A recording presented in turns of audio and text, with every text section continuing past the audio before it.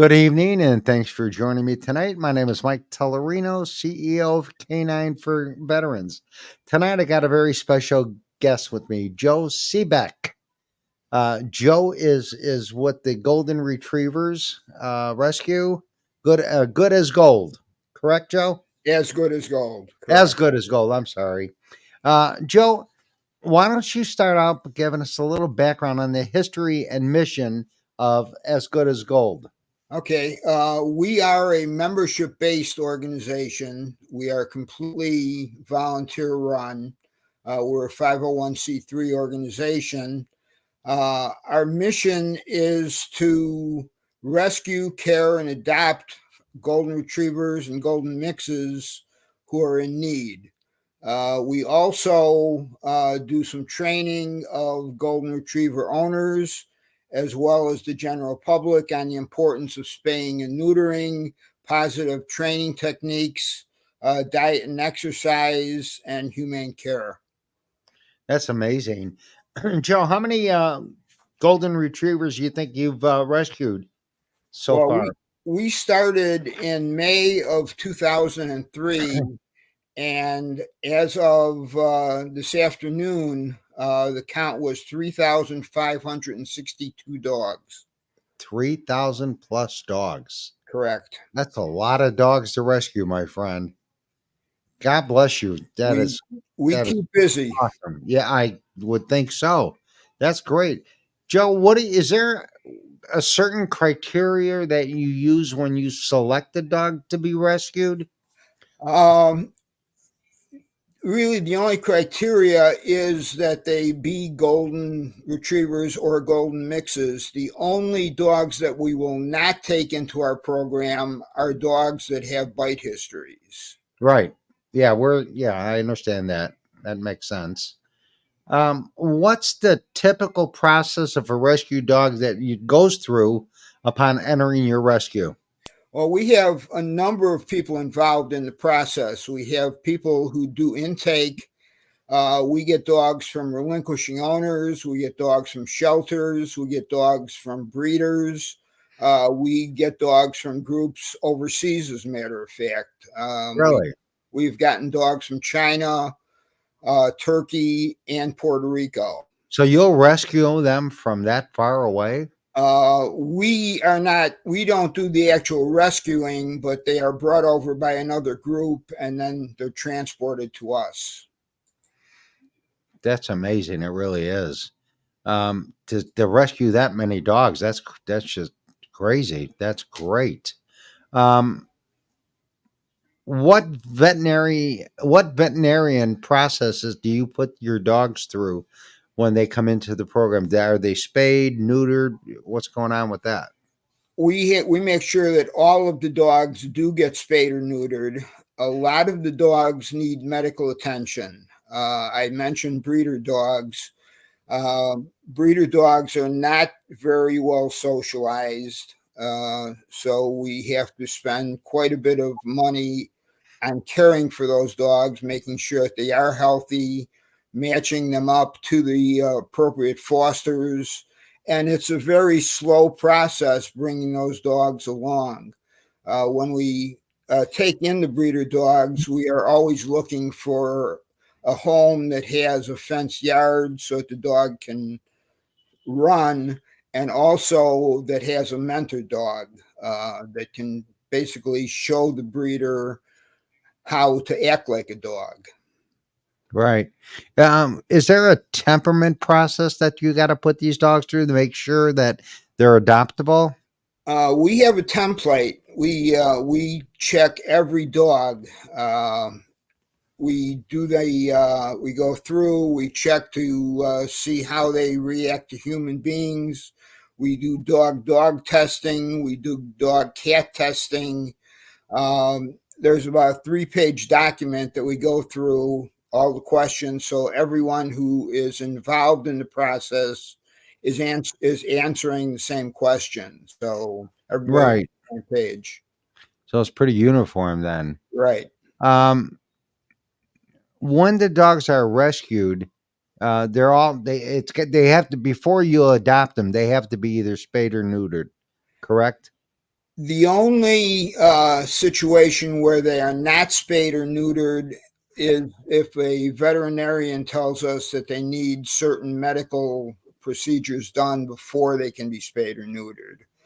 And even there, if somebody does adopt one of those dogs, we will pay for the spay or neuter once they're ready for them. That's great. How do you match your Goldens with potential adopters? We have a very good adoptive group. We have a home visit team that really starts the process both for fosters or for adopters. They check to make sure that they don't use any averse training techniques. They don't use prong collars or shock collars. We do not allow people to use active electronic fences for the dogs. All of that we feel is inhumane treatment of the dogs. You're absolutely right. I couldn't agree more with you. I'm So, so glad you do that because that's really great that you right. you care that much about the where the dogs are placed into these homes and stuff. Um, what uh, so after they put in an application, I'm sure there's a screening process that you put these people through. Yeah, the home visit team goes out and checks the home, um, counts stairs in case it's a dog that has a problem with its legs, so that we know not to put a dog that is not going to be able to climb stairs. Um, we will not adopt or foster dogs to families that have children under the age of 6 years old. Why is that, Joe? Um, we feel that the dog could, Goldens are big. They can knock the child over. We don't want Right, that happening. We don't know how well the children are trained. We don't want them grabbing the dog and doing something that causes the dog to bite. We right. are extra Get it. cautious about it. Joe, what's the a typical adoption fee? I'm sure that varies. And what does it cover when they pay that adoption fee? The adoption fee is based on the age of the dogs generally. If they're 7 or under, the fee is $550. If they are 8 or over, the fee goes down to $200. The only ones that cost more are the dogs that come from overseas because we pay for the travel expenses for those Right. dogs. And Those that could be expensive, I'm sure. Right, that's $1,000, and the average cost, the average medical cost for all of our dogs is $1,900. Now, Wow. obviously, that's not So every dog costing $1,900. That's some costing a lot more than that. That's some costing less. But so the for average, every dog that comes in the program, there's an average expenditure of $1,900 per dog. right? Wow. That's a lot of money that you're putting out for these dogs, you know. That's why we want to get as much help as we possibly can. How could do you look for volunteers to help you with maybe fostering these dogs or coming out to work with them? Like most rescue organizations, fosters are really the heart blood of the organization. We do Right, not have a brick or mortar facility, so the dogs have to go to fosters before they go to adopters. And, very rarely will we get a dog in and give them directly to an adopter. Our president has just helped a female dog have seven puppies who are now seven wow. weeks old. Those dogs are going to go directly to the adopters, but generally, all of our dogs go to fosters as their initial step. Well, either to fosters or to a vet to be checked out initially. Now, after someone would adopt a golden from your organization, do you Do you do anything with them if they have a medical need afterwards, or is that up to the adoptive parent? Uh, it depends on the contract that is signed between us and the adopter. If it's a medical issue that we know about, we will generally take care of it as long as it happens within a shorter period of time. We're not going to wait 7 years and then have somebody come back to us and say, the dog needs medical care. Right. But we will help out with those expenses in that case. Um, kind of lost my train of thought there. It's okay. How can individuals get involved with volunteering?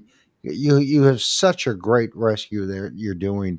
How if people wanted to say, hey, you know what? I think it's a great deal. I love Goldens. That's a specific breed I'd like to really jump on board and help volunteer with. Tell us how they would go about that, Joe. Go to asgoodasgold.org. We have a great website set up. Um, we need fosters, we need transporters, we need dog sitters, we need people to help us with home visits. We need people who are administrative people. We've got a lot of administrative tasks that need to be done.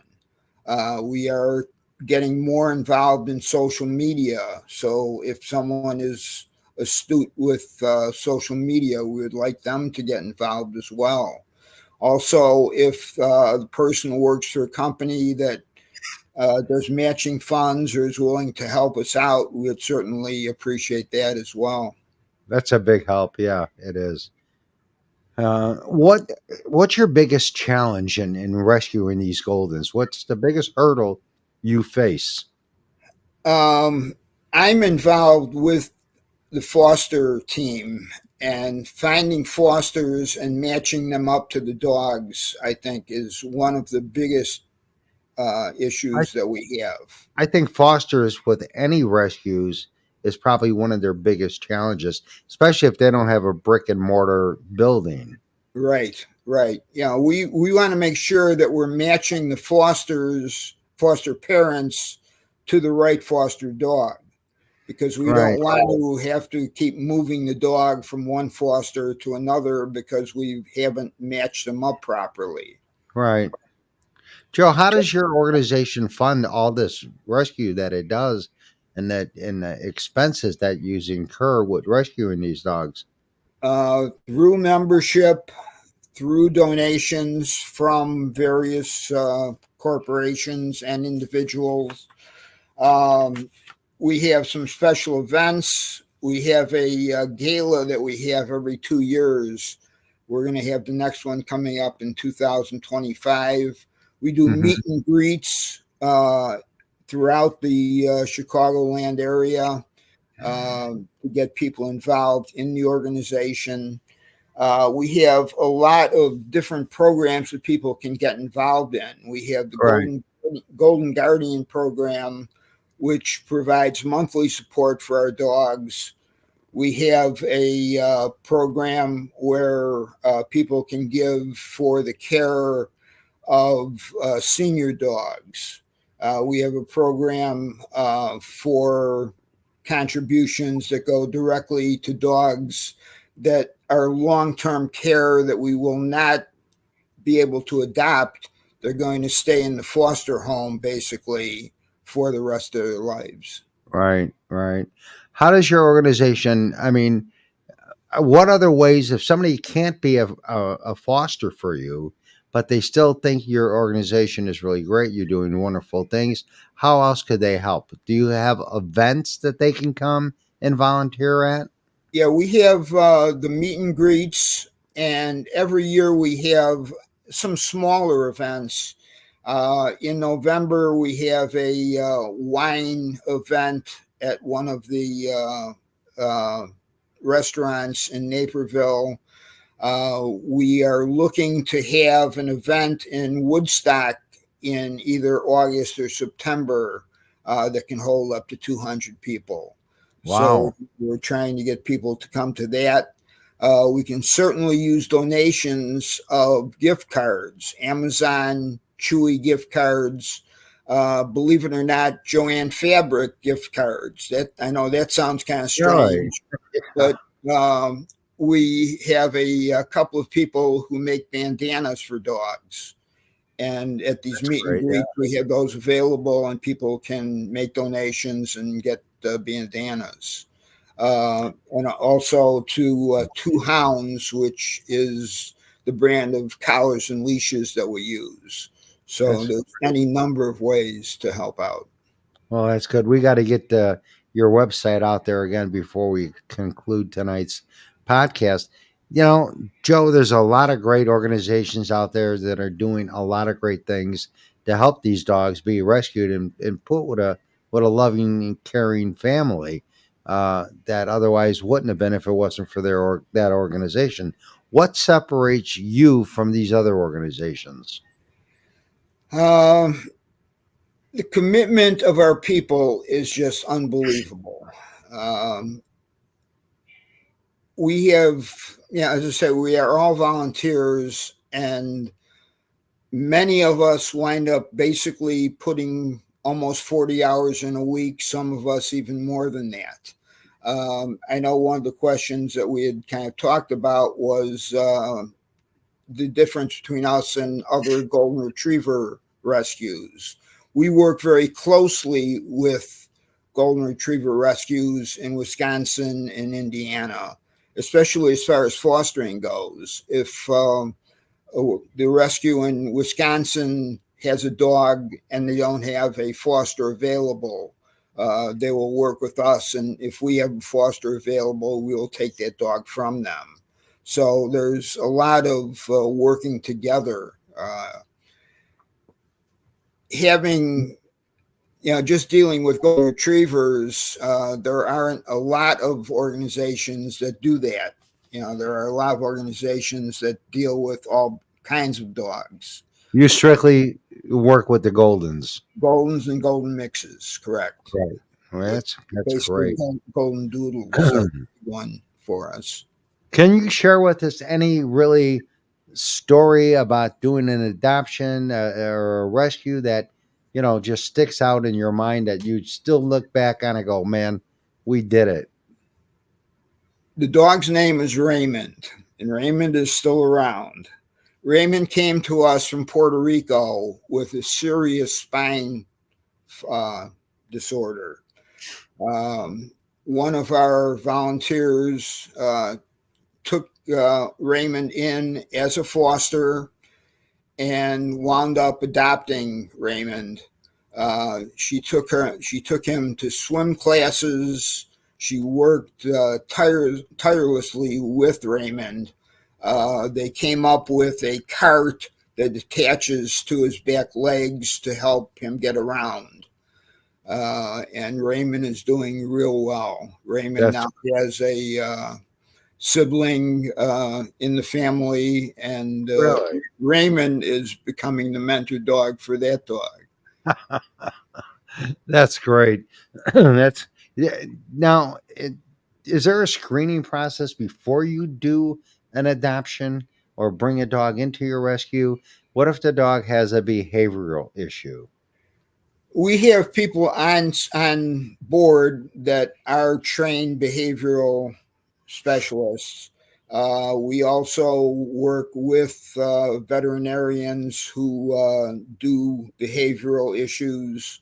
Uh, we have a couple of dogs now that are going to behavior training programs. We're paying for those. Um, so we do whatever it takes. We try to use local vets for our veterinarian care. But if a dog is really in need and someone locally isn't able to help them, we will send the dog up to the University of Wisconsin. We'll send the dog down to the University of Illinois. We will spare no expense in getting that dog healthy. That's great. That's unbelievable. You go through a lot to get these dogs rescued and put in a home and fostering and all that. Um, Do you have any programs that promote um, responsible pet ownership and education? We have been doing some training programs. We One of our board members just got her master's degree in, I guess it's behavioral sciences. I'm not sure exactly what it is, but she's been putting on training programs for us. Um, we do events with other organizations. Um, we A couple of weeks ago we had a meeting with an organization in Naperville, and right at the moment I can't think of their name. Yeah, it's what happens when you get older, Michael. I'm right there with you, buddy. Not that to look forward Believe to. me. But yeah, we do a lot of training as well. Joe, I met you at an event that the Parrot Head Club was sponsoring. They had some kind of uh, House. event at a gentleman's house. Mm-hmm. Uh, when I met you, I was immediately taken by you, by the passion that you have for what you're doing. And that's one of the things why I wanted to do this podcast, because for someone to have the passion that you have, it's got to be a great organization because you're all in. Oh, thank you, Michael. I appreciate that. I have had golden retrievers for most of my adult life, They and are amazing dogs. They they really are. When I see one, I'm just automatically attracted to it. I want to go over and pet it, and we had they make an yeah, they make great service dogs. yes, they would. We had an event on. Actually, we had two events on Saturday. One at the Scottish Games, and there was another one in Homer Township. Uh, I swear, half the people who came with their dogs had Goldens. There were a number of people, and they're all the sweetest dogs around. They got such a great disposition. They Absolutely. really do. I mean, like I said, they make uh, awesome service animals. They really do. You know, why don't you give us your website again for people that would like to either donate or volunteer? Okay, it's asgoodasgold.org. And And they can go there and they can make a donation, or they could. Do you have a volunteer application that they could fill out on your site, or? we have a foster application, we have Right. an adoption application. You can become a member for $25 and then get as involved as you want to become. We have different levels of membership as well. That's great. I really love what you're doing. I think, somebody that's got their heart into what they're doing as much as you do, it's got to be a great organization. So Thank thank you. you for all you're doing to rescue these dogs. Adopt, don't shop. Absolutely. And let me say that I am really impressed with the work that you do as well with the veterans. Those Well, guys need the help. Well, like you, I have a great support staff. I wish I could sit here and take the credit, but that goes on from Reggie Latuca, our vice president, all the way down to Ken, who does all our videos and all our media stuff like that. So it takes a small army. It really does, as I'm sure you know. Yes. So we're blessed, and it seems like you've got a really great staff. So that means a lot. That's why you're successful, because the people you have involved are doing it from their heart. Absolutely. It's not going to work if it doesn't come from the heart. Exactly, exactly. And like I said, when I met you, I was just taken back by the passion that you had. And I was telling Reggie, she was with me that night. I said, I would really like to do a podcast with this guy, because it's got really, he sounds like a great organization that we need to let people know about and get it out there. So again, thank you for being my guest tonight. I really appreciate it. helping you get the word out about a great organization as good as gold. So thank you so much for what you're doing and your entire team, because it is a team effort. It really is. It really is. And thank you for having me. Oh, I'm just a small cog in a very large wheel. yeah, but you got your heart's in the right place, Joe. Thank you, Michael. God bless you, and thank you for being my guest tonight. Now, this will be live on our Facebook page right after we end this call. Okay. Okay, Joe. Very Again, good. thank you so much for your time. All right. Thank you, And Michael. keep up the good work because you're doing amazing things. You really Thank are. you. I appreciate it.